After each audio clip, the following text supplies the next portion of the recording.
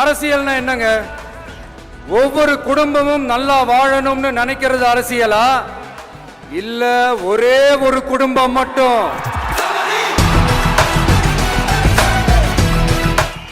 தமிழ்நாட்டை சுரண்டி நல்லா வாழணும்னு நினைக்கிறது அரசியலா? நீங்களே சொல்லுங்க, எது அரசியல்? எல்லாருக்கும் நல்லது நடக்கிறது தானே அரசியல். அதுதான் நம்ம அரசியலும். காட்சிக்கு திராவிடம், ஆட்சிக்கு திராவிட மாடல்னு தினம் தினம் மக்கள் பிரச்சனைகளை மடைமாற்றி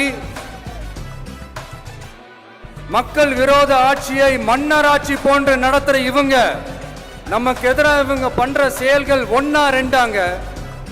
மாநாட்டில் ஆரம்பிச்சதுங்க.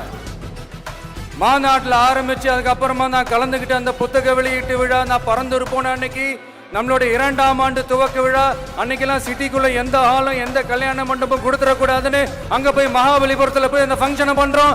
ஏன் இன்னைக்கு பொதுக்குழு வரைக்கும் எங்கெல்லாம் எப்படியெல்லாம் தடைகள்.